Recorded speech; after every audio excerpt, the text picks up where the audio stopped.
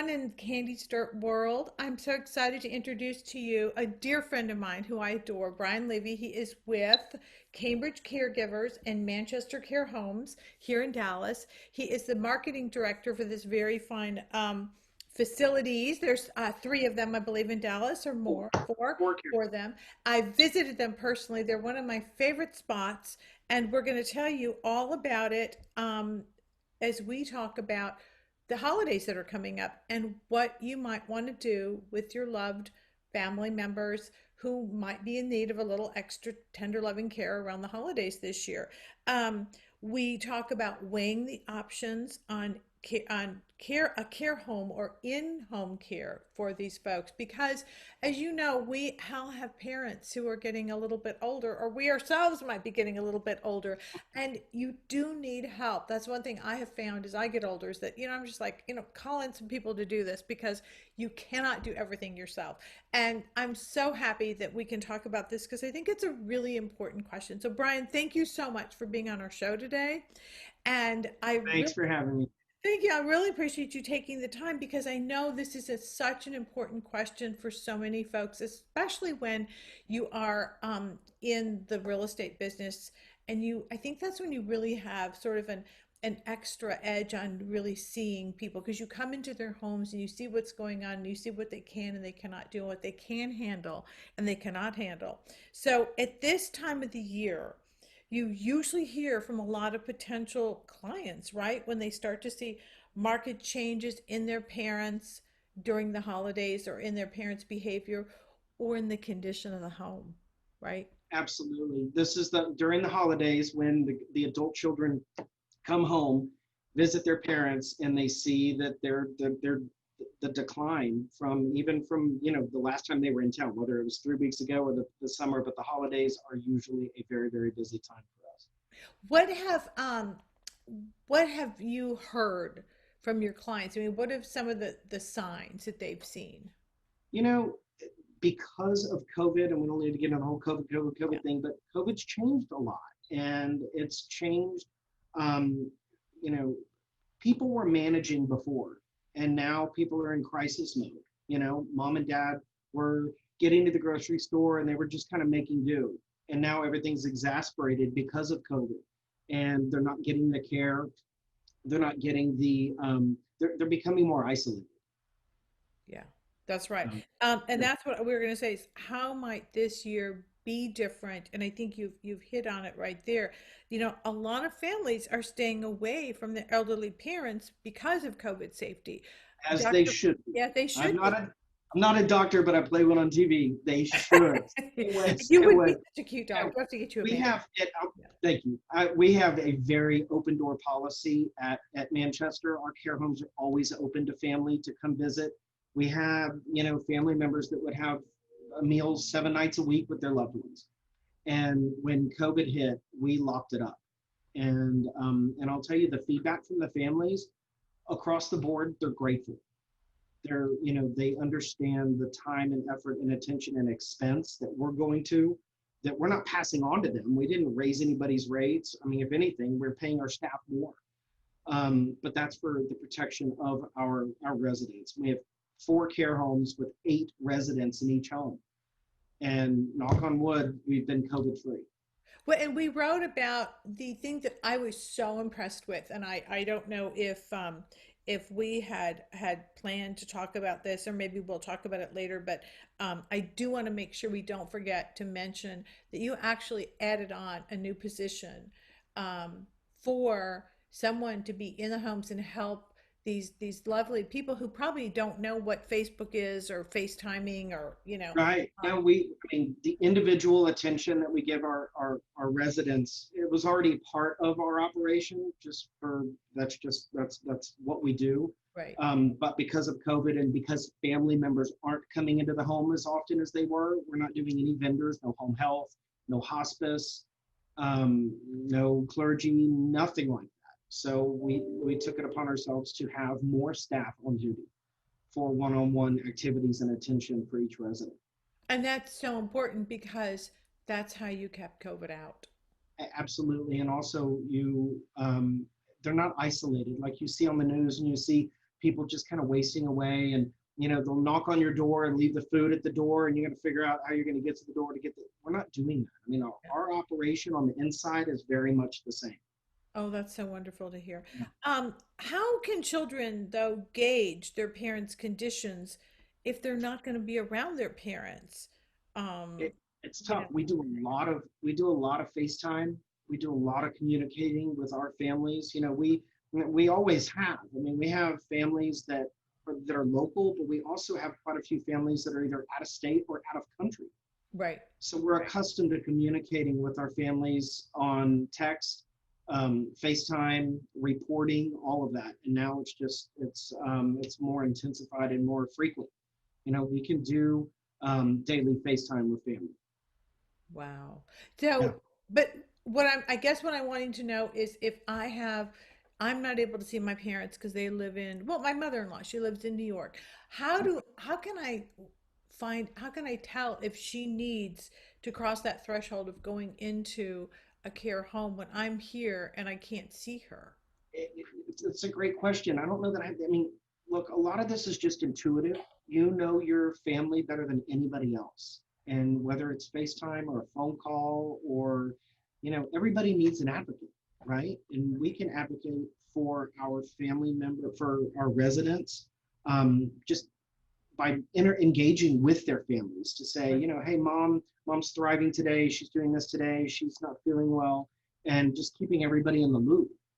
So maybe Hi. if you find that someone is not being responsive, is seems to be a little depressed, maybe by this total loneliness thing, which you like you said, they're alone. They're stuck in a home or an apartment all this time. Yeah. Um, you know, we're human beings, and we crave and need the touch of another human being that loves us.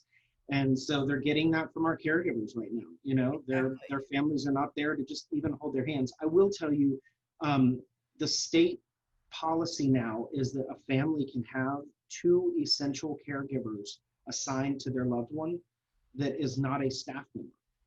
So if somebody lives in our care home, they can have two people from their family as an essential caregiver that they can come in. They still have to be masked, but they can engage with their loved ones. And they Um, that's by the it's a state, nice and new policy. that's the state of Texas now. That's right. Oh, that's fabulous. That's great. How do you do Thanksgiving at Manchester? Usually, it's holidays are always a festive time for us. We do Christmas parties and Thanksgiving, and we have it catered, and it's a great time for our staff, meaning the executive staff, to come into the homes and get to know families. And it's also a great time for families to get to know each other. They see each other in passing as they're coming in and out of the house, but this is a really a good time for them to sit down and learn about each other and become a support system for each other. Oh, that's great. Unfortunately, we're not doing that this year. We are going to continue to have a catered meal, Thanksgiving meal for each of the care homes, and then FaceTime with loved ones. It's Sure. just it's too much traffic, and one person that's asymptomatic comes into the home, and I mean, again, we're not even letting family members that come to visit eat in the home. They have got to be masked, PPE up, solid. The whole time they're there, Yep, mask. yep, yep, Yeah, yeah. yep. Do you find that more visitors want to spend time with their loved ones outside for their own safety? They Meaning, can when take them they come to visit, when they they want to come sit to on the visit, patio. put them on the patio to visit. Yeah, they want to be as cautious as we do, and they lean on our medical staff for advice. What to do. We do supervised visits with PPE, with plexiglass, with a fan blowing out the window. And oftentimes, when the weather's nice like it is today, we'll have visits on the patio for Yeah. sure. Look, they want to be as cautious as we do. They know the risks, and they rely on us to keep mom safe. It is. I mean, it's just such. I mean, it's such a dreadful disease. The way it kind of preys upon the older people, your Yep. clients. I mean, they're the most Our clients, vulnerable. and they need advocates, and so that's where we come into play. And Yeah. you've done such an amazing job. I just can't say it enough how impressed I am. And, for the clientele that you have, you've protected every one of them. It's very gratifying. We love what we do. We really do. You know, I'm passionate about it, Candy. You know it. I know. Well, I mean, this isn't a little aside here. This is how Brian found this company. Is his own your own grandmother was there, right? My grandmother was living in one of our care homes and then didn't realize that one of the owner's kids and my kids were friends. So we saw each other at a Y Guides event, camp out, and he's like, I know you. I'm like, you do? And so that's how it came into play. It's so great. I mean, it's because it's more than a job. It's It's definitely more passion. than a job. You know, I work 24/7. I know. I love what I do. Yeah. Well, and I felt that when we first met, I was like, this is not just a job, or this is not, he's not just This is checking off not a box normal. here. Right. Yeah, this is his passion because, he had his own family. You had your own family member there. And I've already told my kids, this is where I'm going, so We have your room set aside, has a little nameplate blogger. coming soon. It's great. So what what else are you guys doing? And let's get back to this. And what are the different things you did to make a difference in your residents' lives with all this COVID craziness? I mean, I know there was more staff interaction, more engagement. I'm so impressed with the director of engagement that you all brought on. And let's talk a little bit about that because face it, it's hard to tell some of these people or teach them, okay, we're going to hook you up to a FaceTime now with your grandchildren who are, sitting there and doing it quickly. Tell me Right. about some of the other things that you've done to make a difference. We almost took a survey. We really engaged with the families as we did before COVID, but even more so now. What does mom like to do? And I say mom or dad. I would say Yeah, mom. yeah. What does she like? What was she like before she got dementia? What was she like? Did she do basket weaving? Did she enjoy music? Was she in the choir? Was she, we have two ladies in our operation who were interior decorators, and so they love colors and palettes and design, stuff like that. So we try to meet people where they used to be and enjoy the hobbies that they used to enjoy. Um, whether it's animals, travel. We have one lady who's traveled the world, and we're always studying and looking at books on Tanzania or animals that she enjoyed seeing in Africa. Um, the engagement. You can't just plop someone in a TV all day, every day, and expect them to thrive. It doesn't No. work that way. So you actually kind of like dig into every resident's background and Yes. find what that maybe it's travel for this one, and for this one it may be pets, or maybe it's advocacy. Business. We have a gentleman who tap danced, boxed. What else did he do? I mean, very eccentric. He played golf. And so, whatever sports they play, whatever their life was like before, music is, of course, music's just important to the entire operation. So we always try to have music on, from their era, not ours. Rap music doesn't translate real well, but 50s music goes over really well. Oh my God. And I will hasten to add that as I've visited Manchester Care Homes, that everyone brings their own furniture to their room, which I think is so important. So important. We You're right. do that because not because we don't want to furnish their room, but we want each room to feel like home. Oh, They totally. want their bed, their chest of drawers, their belongings. So when they're in their room, they feel at home. And I think that when you mentioned the interior designer, Yeah. the client who's an interior designer, I mean, how important is that for her to be in her own room that she has put together? She probably created her room at home lovingly with everything she loves, and she wants to have that around her. She doesn't want to be in a place where it's like a Her sterile. room looks like her home. I don't know if you remember, but the blue room, they gave us a paint chip and said, we want this PMS color on the walls. And so before she moved in, we painted her room a beautiful color blue to match all of her furniture, including her bedspread, and it's home. It's home. Yeah. Yeah. No, I remember the room, king size bed, and beautiful furniture and everything. I mean, I threatened to travel with my bed. That's how spoiled I am because I love it so much. Right. Like in hotel Right. beds, I don't care what. I have a Duxiana. You're not going to give me a bed better than this. Uh-huh.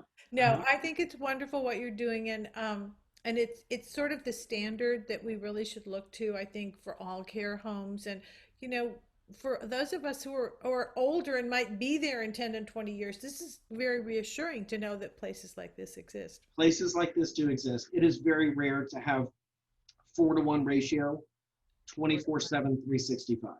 Right. And we take pride in what we do and how we do it, all the way down to food and beverage. Yes, I Everything is, remember how wonderful the food smelled. people, everybody that walks in the house, the first thing you notice is a home cooked meal. Yeah. All the meals are cooked on site, and it is just it's home away from home. Homemade For French fries. Homemade what's French that? fries. Yes, it was Yes, homemade French absolutely, for fries. sure. Absolutely. I remember Yeah. that. Oh, yeah. Well, I'm going to tell everyone out there who's watching, if you have um, any questions for Brian, we can, he certainly would love to take you on a tour of one of their homes. It's either in-home care or because you all do the in-home care as well. We do in-home care as well. Cambridge Caregivers, much like Manchester, but we go to you. So if you're aging in place and you need care at home, Cambridge Caregivers. And you can do that for as much or as little, right? Well, because of COVID, we're doing a 4-hour a day minimum consecutive with a 20-hour a week minimum, Yeah, which eliminates our caregivers going to 4 or 5 different houses in a given day. right. Just mitigating risks and COVID exposure. See, another way they have thought this through and are protecting. I love you guys. You're Expert protecting your staff. clients so Well, well. it's Candy. It's also about the staff and That's the right. client. Right. I mean, we love our staff. Our staff have been with us for a long time. We have some staff members that have been with us for 12 years. Actually, we have a staff member that's been with us 12 years. And yeah, it's special. I mean, these people they get to know our residents and our clients Yeah. On a very intimate basis. They become family. Yeah.